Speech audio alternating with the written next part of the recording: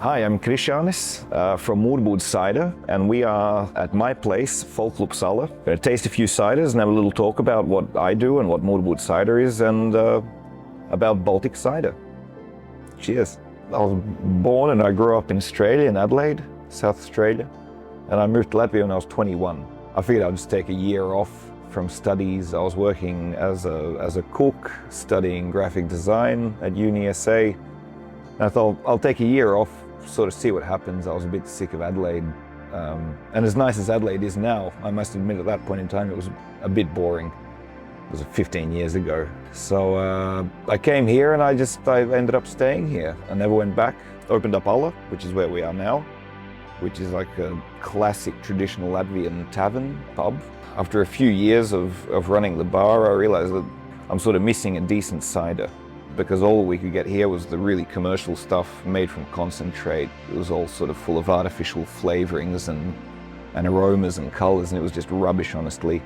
And growing up in Australia, although it was sort of like Mercury, Dry and Strongbow and some of the more commercial ciders that I was used to drinking, I was still a bit disappointed with the fact that I couldn't get anything even just dry or crisp or that tasted remotely like real apple. It all just tasted like lolly water. So yeah, I mean, driving around the countryside, I noticed that there was just like heaps of old country houses, like abandoned country homes, old apple orchards, and all the apples are just going to waste. They're all falling down the ground, rotting, and no one's using them. So I figured it was sort of a, you know, I could get the fruit for free, press it, ferment it.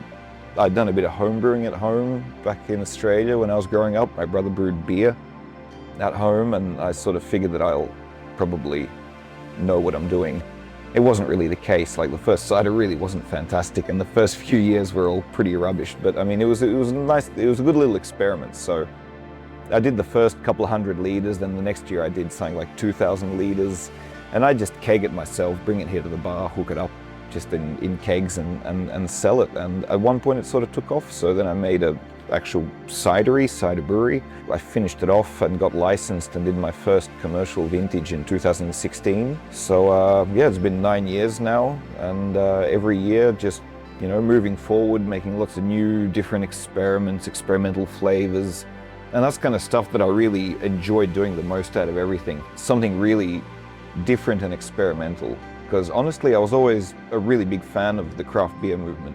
And I like the fact that craft beer really was not limited to any sort of traditions or set styles. And people were looking for something new all the time. So, you know, you have all these sours and fruit shakes and with lactose, with berries, you know. So when I got into cider, it was really the early days. I think we had maybe three producers in Latvia that you could actually sort of buy cider from and have them deliver it to you at the bar. And then, yeah, like proper like local craft stuff. So there were possibly a couple of others making something in really small amounts, but I don't think it was really commercially viable. So there were probably 2 or 3 making cider when I got into it. I wanted to see a bit more diversity in cider.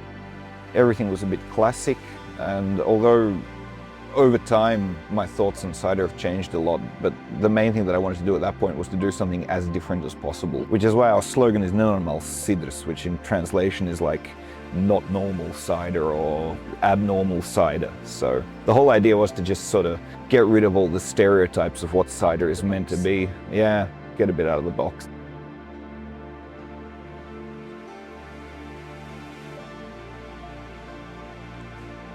So I've got the classic semi-dry, which is just a crisp, clean apple cider. It really sort of encapsulates the style that I like, which is a really crisp, not oxidative, but a nice sort of reductive style of cider where you keep as much aroma from the fruit as it is in autumn. Because we get really crisp, high acidity apples, but they're really aromatic, and I really want to save that. I really want to savor it. So it's aged very carefully or kept away from oxygen as much as possible. So it's nice, crisp, refreshing, just an easy drinking everyday cider, basically. Well, these are all the old like heritage apples that we have in Latvia. So you could call them like, you know, heirloom apples or heritage apples. So these are the old apples that were planted even 100 years ago, which are really sort of typical apples for the Baltic region. So you've got your old high acidity, robust Antonovka, which is a It's a really late apple. It's sometimes even December when it's snowing, it'll still be on the tree. But usually we get it in around sort of October, November. We start to get it in, depending on sort of how warm or cool autumn is. And then you got some of the more sort of like Gravenstein, which is something that a lot of the other Nordic cider makers know very well. Pepinch, and we use a lot of Antonovka because it has that really nice acidity and crisp sort of aroma. It's like Gravenstein, for example, will have a lower acidity, so we'll use that to balance out the acidity, blend it in, and it also has a bit more of that like ripe fruitiness. So we've got a couple of old orchards that we pick ourselves. We've started planting, but the trees that we're planting are more for experimental styles. So we got some wild apples that we've grafted. We've got a whole lot of English traditional varieties, high tannin Dabinets, Dabinet Black, Kingstons, and all of these, brown snout. And then we've got some interesting Estonian varieties growing. And what I really want to develop is some more of the sort of red-fleshed apples that we have around. So I've grafted one wild red flesh apple that I found locally. In fact, it's probably grows maybe about 15 kilometers from the brewery. So it's a proper, like as local as you can get for us. So I mean, we're planting a little bit at a time, but not that much. We try to focus on the older orchards that we have, and all the stuff that we get in, that we buy, we also buy. It's all from old apple trees, and in my opinion, the older the tree, the better the apple. So we're up in the Valka region, which is we're 11 kilometers from the Estonian border. So it's a proper cold climate sort of area, but fantastic for apples, because you get really nice hot days and very cool evenings. And this is all through summer as well, and especially in autumn.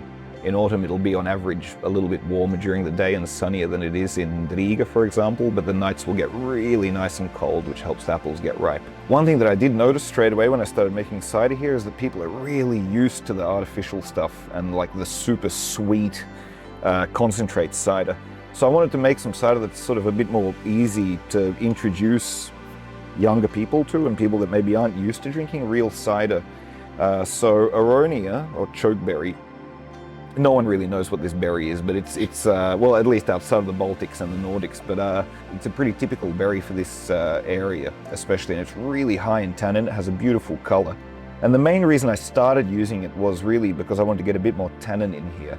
So because we have high acidity, low tannin apples, as I mentioned, Aronia is packed full of tannins. I macerate it similarly to like a red wine. We just macerate on the skins and get out as much sort of some of the phenolics and tannin as possible. It also gives a beautiful sort of like earthy red berry, red fruit sort of aromas. So it's semi-sweet. The color's really like attractive for people that eat with their eyes.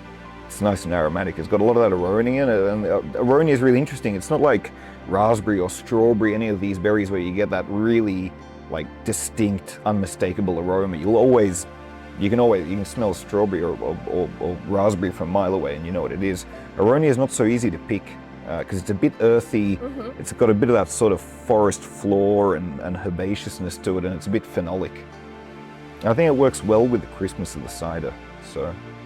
And Aronia is one of those things that everyone that lives in Latvia remembers, especially from childhood, because I think most people had like Aronia syrup or something like this. Everyone in the country used to make it, so it's also a bit of a homage to the Latvian countryside. And this is what we try doing with a lot of stuff. A lot of the sort of fruit, berries, or things like that we put in the cider, we try to make it as local as possible and typical to the region. So we don't go crazy with exotic fruits, we rather go with local berries. Something like Aronia, we do seasonal raspberry ciders in summer and this kind of stuff. And then the winter cider also has sort of the more typical sort of winter spices like a mulled wine. Probably my favorite part of the job, creating all of the new sort of flavor profiles.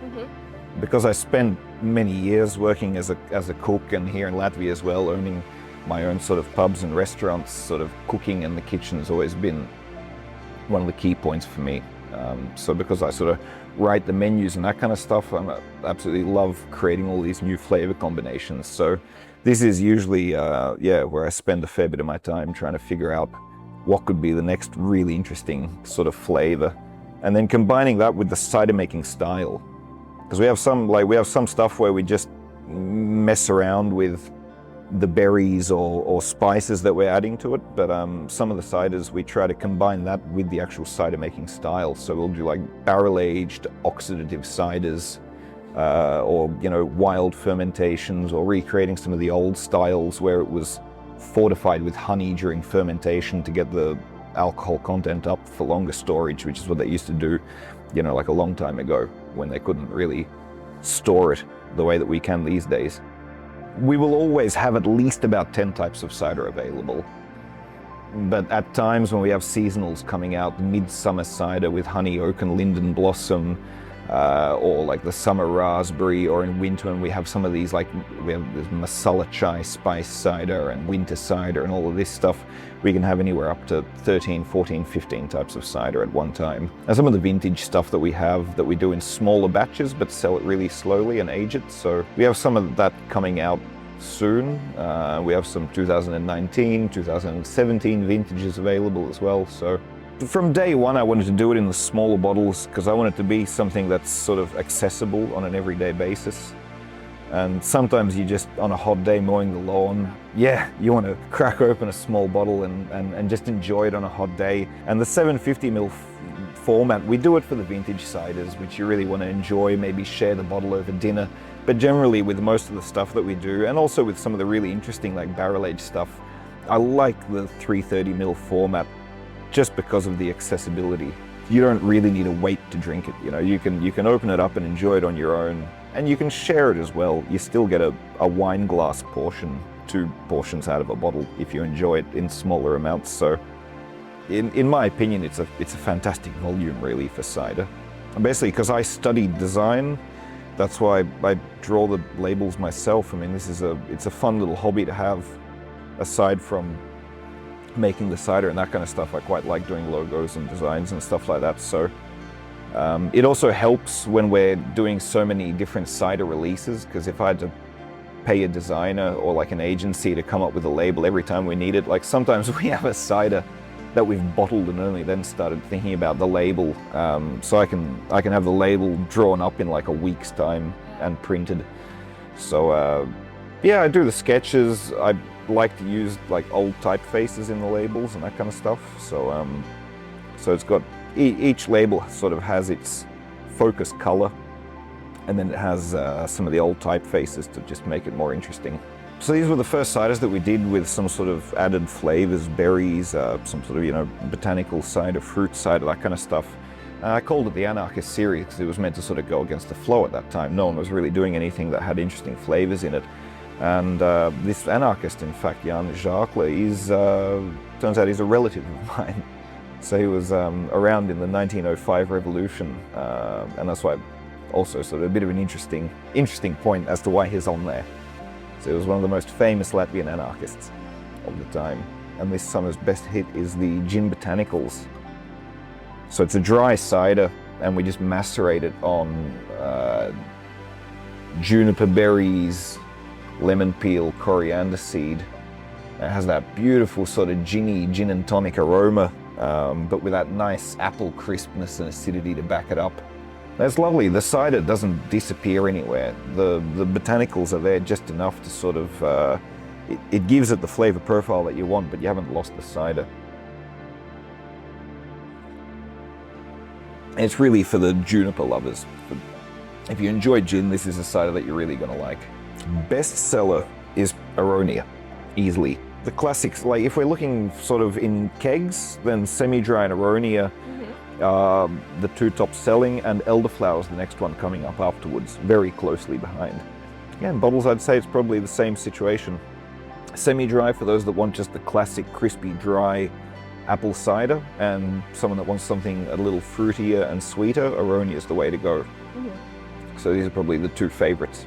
So the quickest ciders that we do, other than one which is sort of like a really early harvest time cider, which we do as a sort of tribute to Beaujolais Nouveau, like where we just ferment it and it's hardly even finished fermenting and we're already bottling it. But generally all the ciders will be a minimum of 6 months, and then we also obviously have some of the sort of aging on the different fruits or herbs or that kind of stuff. So we've got some 2017 ciders that are still really fantastic as an aged cider. it ages fantastically, especially stuff with Aronia, because of the high sort of antioxidant tannin. It ages very well, and the high acidity also really helps it keep. So it gets those nice little vintage notes, becomes a bit nutty, starts to get a bit darker, but still tastes fantastic and definitely not overaged. So 2017 is the oldest that we have at the moment. I mean, we'll see, because we've got heaps of stuff that we're just sort of keeping in the shelves, try to hold off, see what it's going to be like, you know, at the 10-year point. So we haven't sort of gotten to the stage where it wouldn't be drinkable yet. So if you look at the sort of the Baltics from a global perspective, I'd say that we've got fantastic opportunities, because we're not set in tradition. Although the sort of traditional cider making countries, it's fantastic that they have the traditions and they have very distinct styles. But I like the fact that everyone here is trying to make the best cider that they can from the apples that we have. And over these years, one thing that's really, I think, become quite obvious amongst all of the cider makers is that we're all sticking to the classic sort of Baltic style apples that we have. No one's really trying to do just French style or English style or Basque or Spanish style ciders.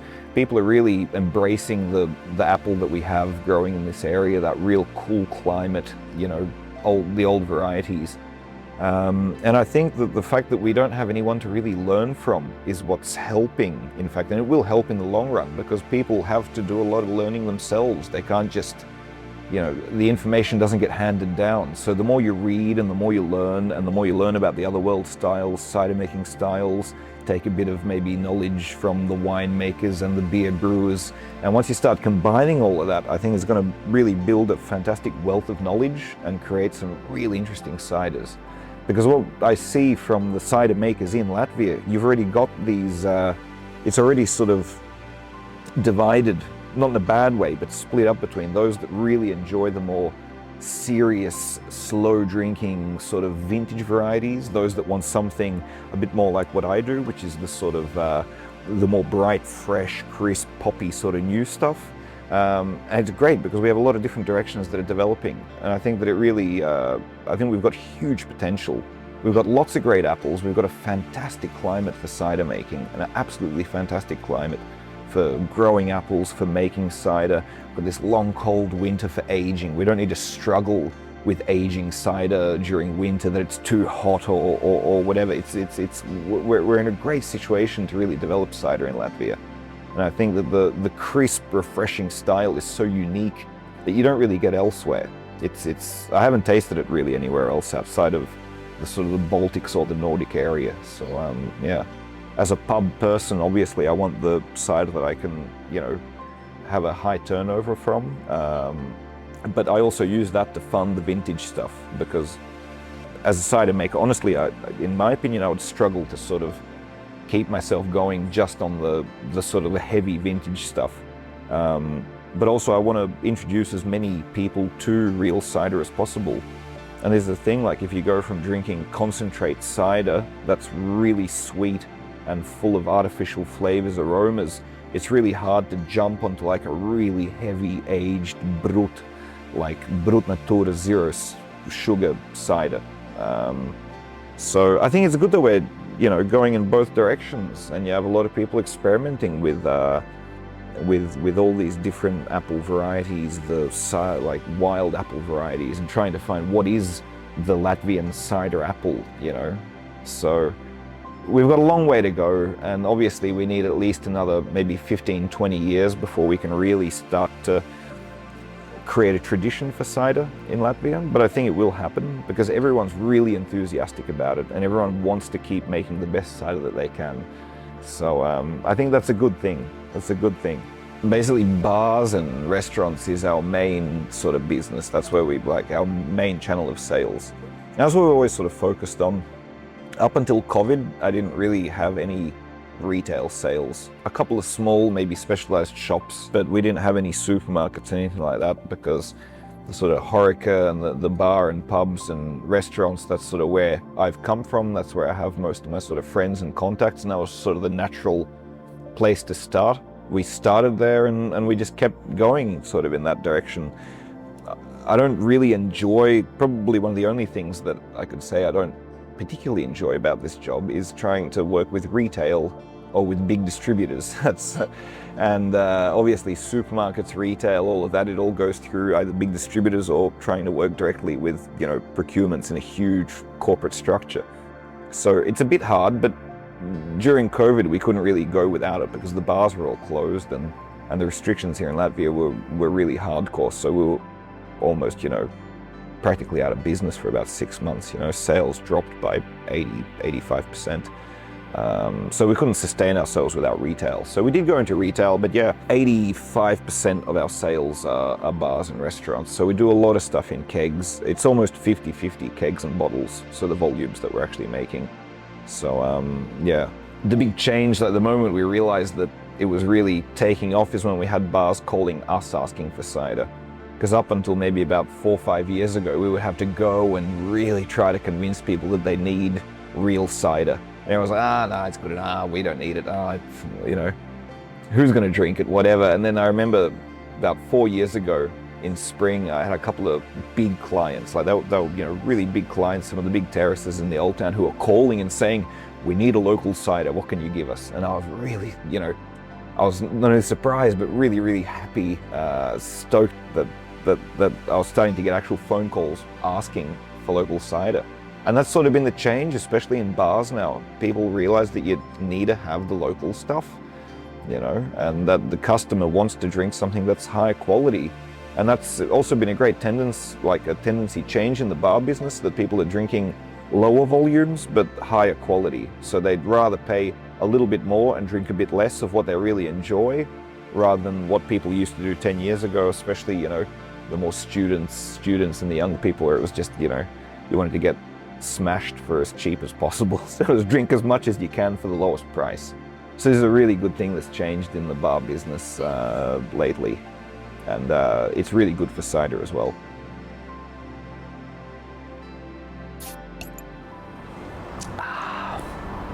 Oops.